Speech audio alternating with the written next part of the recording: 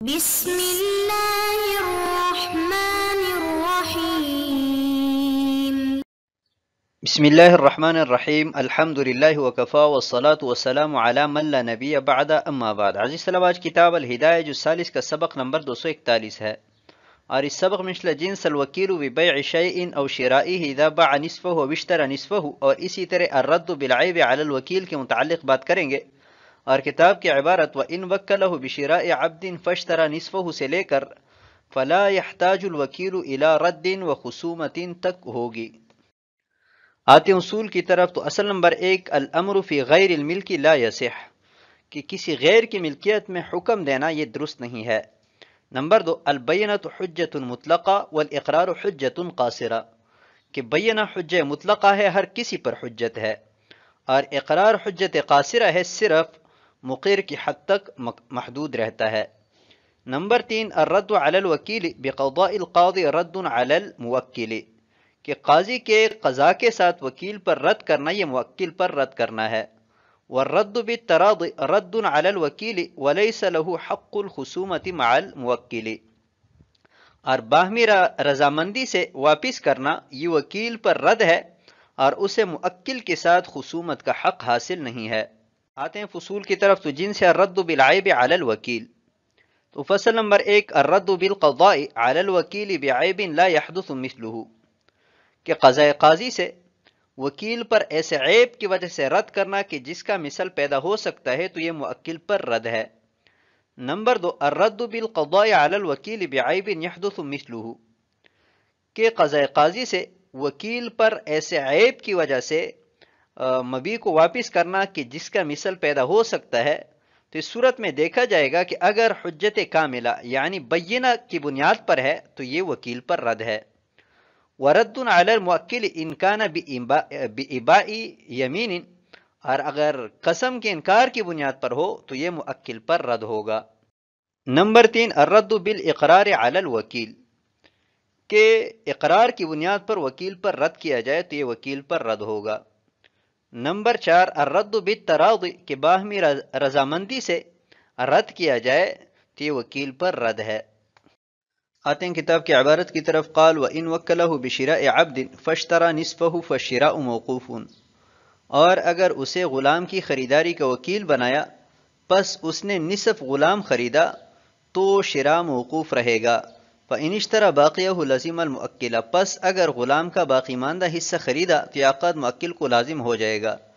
لِأَنَّ شِرَاءَ الْبَعْضِ قَدْ يَقَعُ وَسِيلَةً إِلَى الْامْتِثَالِ،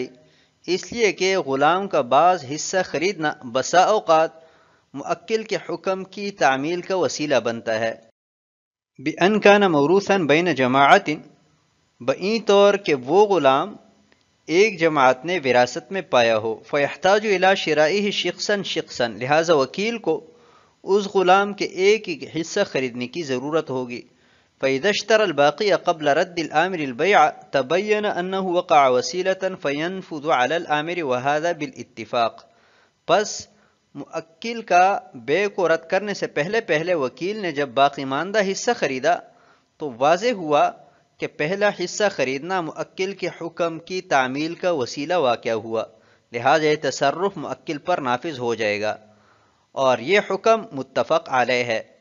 والفرق لأبي حنیفة رحمہ اللہ تعالی ان فی الشراء تتحقق التہمة على ما مر، اور امام اعظم ابو حنیفہ رحمہ اللہ تعالی کے قول کے مطابق فرق یہ ہے کہ شراء میں تہمت متحقق ہوتی ہے جیسا کہ گزر چکا. وفرق آخر ان الامر بالبيع يصادف ملكه فيصح فيعتبر فيه اطلاقه، اور دوسرا فرق یہ ہے کہ بیع کا حکم کرنا موکل کی ملکیت کو پا لیتا ہے، فیصح، لہذا موکل کا حکم درست ہوگا اور اس میں حکم کا مطلق ہونا معتبر سمجھا جائے گا. والامر بالشراء صادف ملک الغیر فلم یصح، اور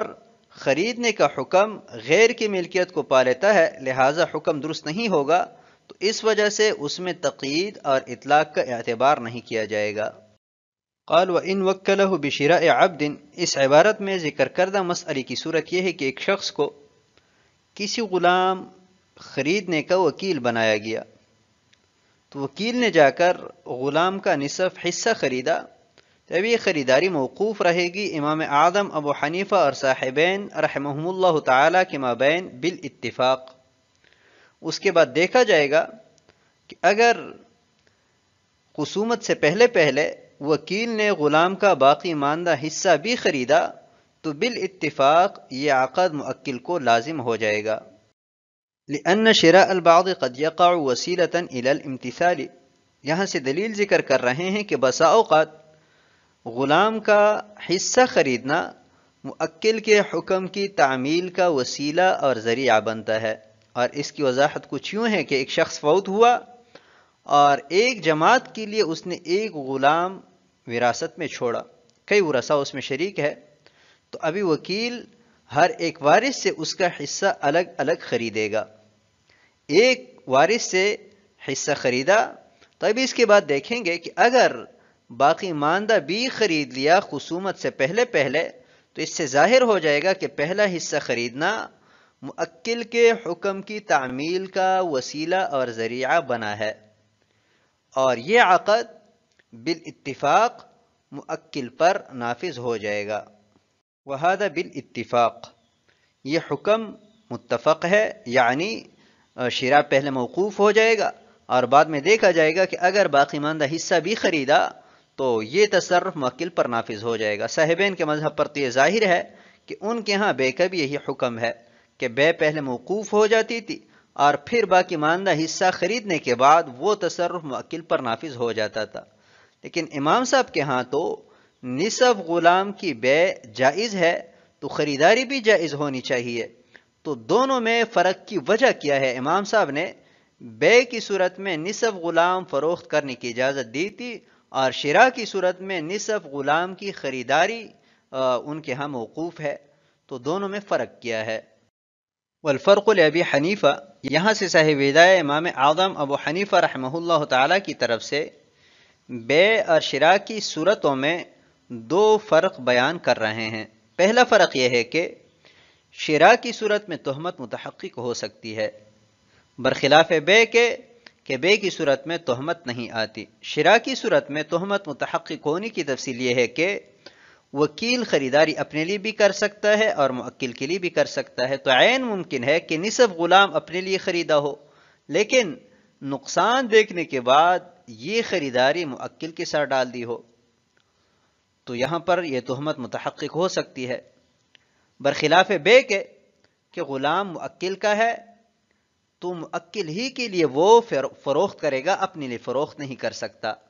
یعنی یہ نہیں ہو سکتا کہ نصف غلام پہلے اپنے لیے فروخت کیا ہو، نقصان دیکھنے کے بعد موکل کے ساتھ ڈالا ہو، تو اس وجہ سے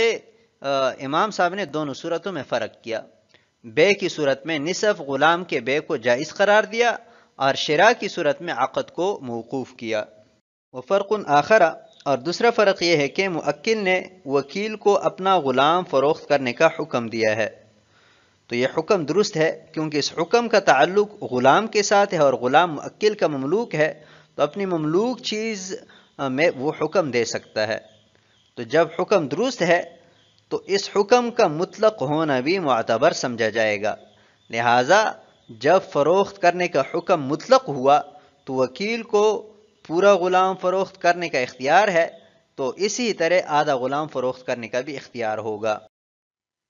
والامر بالشراء، اور خریداری کا حکم یہ غیر کی ملکیت کے ساتھ متصل ہوتا ہے، یعنی بائی کی ملکیت سے۔ موکل نے کہا ہے کہ آپ میرے لیے غلام خریدے تو غلام کسی دوسرے آدمی سے خریدے گا، تو یہ جو شراء کا حکم ہے یہ غیر کی ملکیت کے ساتھ متصل ہوا، لہٰذا وہ درست نہیں ہے کیونکہ غیر کی ملکیت میں حکم درست نہیں ہوتا۔ تو جب حکم درست نہیں ہے تو اس میں تقیید اور اطلاق کا اعتبار بھی نہیں کیا جائے گا اور عرف کی طرف جایا جائے گا، تو عرف لوگوں کے مابین جو رائج ہے وہ پورے غلام خریدنے کا ہے، نہ کہ نصف غلام خریدنے کا، تو اس وجہ سے امام صاحب نے نصف غلام کی خریداری کو موقوف کیا پورا غلام خریدنے تک۔ آتے ہیں اگلی عبارت کی طرف، قال ومن امر رجلا ببيع عبده فباعه، اور اگر کسی نے دوسرے کو اپنا غلام فروخت کرنے کا حکم دیا پس اس نے اسے فروخت کیا، وقبض الثمن او لم يقبضه فرده المشتري عليه بعيب لا يحدث مثله، اور اس نے ثمن پر قبضہ کیا یا قبضہ نہیں کیا کہ مشتری نے ایسے عیب کی وجہ سے اس پر واپس کیا کہ جس کا مثل پیدا نہیں ہو سکتا، بقضاء القاضی، قاضی صاحب کے فیصلے سے، ببینۃ او بإباء یمین او باقرار، جس فیصلے کی بنا شہادت یا قسم سے انکار یا وکیل کی اقرار پر ہو، فإنه يرده على الآمر، پس وکیل اس غلام کو موکل پر واپس کر سکتا ہے، لأن القاضی تیقن بحدوث العیب فی ید البائع، اس لیے کہ قاضی کو یقین ہوا کہ عیب بائع کے قبضہ میں پیدا ہوا ہے، فلم یکن قضاؤه مستندا الی هذه الحجج، لہذا اس کا فیصلہ ان حجتوں کی طرف منسوب نہیں ہوگا۔ قال ومن امر رجلا ببیع عبده، اس عبارت میں ذکر کردہ مسئلے کی صورت یہ ہے کہ ایک شخص نے کسی کو اپنا غلام فروخت کرنے کا وکیل بنایا، وکیل نے وہ غلام فروخت کر دیا، ثمن پر قبضہ کیا یا قبضہ کرنے سے پہلے مشتری نے کسی ایسے عیب کی وجہ سے وہ غلام واپس کیا کہ جس کا مثل مشتری کے پاس پیدا نہیں ہو سکتا، اور یہ واپسی قضاء قاضی کی بنا پر ہو، اور قاضی صاحب کا فیصلہ جو ہے وہ گواہی پر یا وکیل کا قسم سے انکار پر یا وکیل کی اقرار پر بنا ہو، تو اس صورت میں وکیل کو یہ اختیار حاصل ہے کہ بغیر قضاء قاضی کے یہ غلام وہ موکل کو واپس کریں۔ یہاں سے ایک اشکال پیدا ہو سکتا ہے کہ عیب جب ایسا ہے کہ اس کا مثل مشتری کے پاس پیدا نہیں ہو سکتا بلکہ پیدائش عیب ہے بائی ہی کے پاس سے آیا ہے، تو واپس کرنے کے لیے ان حجتوں کی کیا ضرورت ہے؟ بغیر حجتوں کے وہ غلام واپس کیا جائے؟ تو اس کا جواب یہ ہے کہ دو چیزیں ہیں، ایک مقدمہ شروع کرنا اور ایک عیب کی وجہ سے غلام واپس کرنا۔ تو قاضی صاحب کو ان حجتوں کی جو ضرورت پڑی ہے وہ مقدمہ شروع کرنے کے لیے پڑی ہے، نہ کہ عیب کی وجہ سے غلام واپس کرنے کے لیے، بلکہ غلام جو واپس کیا گیا ہے وہ تو اس یقین کی وجہ سے واپس کیا گیا ہے کہ یہ عیب مشتری کے پاس پیدا نہیں ہو سکتا۔ لأن القاضی تیقن بحدوث العیب، اس عبارت میں بھی یہی بیان کر رہے ہیں کہ قاضی صاحب نے جو غلام واپس کیا ہے وہ بائع کے پاس عیب پیدا ہونے کا جو یقین ہے اس یقین کی بنیاد پر واپس کیا ہے، نہ کہ اس وجہ سے کہ قاضی صاحب کے سامنے ان حجتوں کو پیش کیا گیا ہے۔ ان حجتوں کو پیش کرنا تو صرف مقدمہ شروع کرنے کے لیے ہے۔ آتے ہیں اگلی عبارت کی طرف، وطویل اشتراطها في الكتاب ان القاضی يعلم انه لا يحدث مثله في مدة شهر مثلا لكنه اشتبه عليه تاریخ البيع فيحتاج الى هذه الحجج لظهور التاریخ۔ اور قدوری میں ان حججوں کی شرط کی تعویل یہ ہے کہ قاضی صاحب کو اس بات کا علم ہے کہ ایک مہینے میں مثلا اس جیسا عیب پیدا نہیں ہو سکتا، لیکن اس پر بے کی تاریخ مشتبہ ہوئی ہے، لہذا تاریخ ظاہر کرنے کے لیے ان کو ان حجتوں کی ضرورت ہے۔ او کان عیبا لا يعرفه الا النساء او الاطباء، یا کوئی ایسا عیب ہو کہ جس سے عورتوں اور ڈاکٹروں کے علاوہ کوئی نہ جانتا ہو، وقولهن وقول الطبیب حجت فی توجہ الخصومہ، اور خصومت متوجہ ہونے کے لیے عورتوں کا اور ڈاکٹر کا قول اس میں حجت ہے، لا فی الرد، نہ کہ واپس کرنے میں، وَيَفْتَقِرُ إِلَيْهَا فِي الرَّدِّ، لہذا قاضی کو ان حجتوں کی ضرورت ہوگی رد کرنے میں۔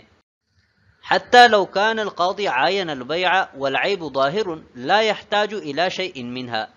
یہاں تک کہ اگر قاضی صاحب نے خود بے کا مشاہدہ کیا ہو اور عیب ظاہر ہو تو ان کو ان حجتوں میں سے کسی چیز کی ضرورت نہیں ہے۔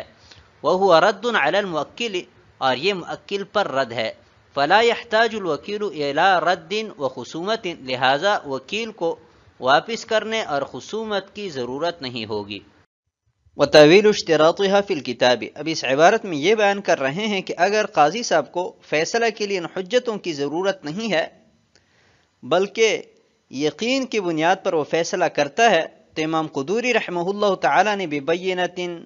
او بإباء یمین او باقرار کی شرط کیوں لگائی ہے؟ تو امام قدوری رحمہ اللہ تعالی کی اس شرط لگانے کی تعویل کر رہے ہیں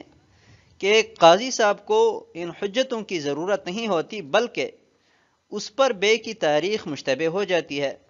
تو ان حجتوں کا سہارا لے کر تاریخ معلوم کرنا چاہتا ہے، تاکہ اگر بے کسی قریبی وقت میں ہوئی ہے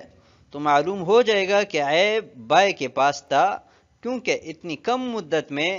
غلام میں یہ عیب پیدا نہیں ہو سکتا۔ او کان عیبا لا يعرفه الا النساء او الاطباء، یا مبی میں کوئی ایسا عیب ہوتا ہے کہ جس پر عورتوں اور اطباء کے علاوہ کوئی مطلع نہیں ہو سکتا۔ اور ان حضرات کا جو قول ہے، یعنی عورتوں کا یا اطباء کا قول، یہ خصومت متوجہ کرنے کے لیے، مقدمہ شروع کرنے کے لیے تو حجت ہے، لیکن مبی واپس کرنے کے لیے حجت نہیں بن سکتے۔ فَيَفْتَقِرُ إِلَيْهَا فِي الرَّدِّ، لہذا مقدمہ شروع کرنے کے لیے ان دلائل کی ضرورت ہوگی تاکہ غلام کو واپس کیا جا سکے۔ حتی لو کان القاضی عاین البیع، یہاں تک کہ اگر قاضی صاحب نے خود بے کا مشاہدہ کیا ہے اور عیب بھی ظاہر ہے، تو اس صورت میں قاضی صاحب واپس کرنے کا فیصلہ صادر فرما لیں گے۔ نہ تو بینہ کی ضرورت ہے، نہ قسم سے انکار کی ضرورت ہے، اور نہ ہی اقرار کی ضرورت ہے۔ اور یہ قاضی صاحب کا واپس کرنا یہ موکل پر واپس کرنا ہوگا، وکیل کو نہ تو رد کی ضرورت ہے اور نہ ہی خصومت کی ضرورت ہے، بس صرف اتنا کریں کہ وہ مبی وہ غلام موکل کے حوالہ کریں۔ تو آج کے سبق کو ہم اسی پر ختم کرتے ہیں۔ والسلام علیکم ورحمۃ اللہ وبرکاتہ۔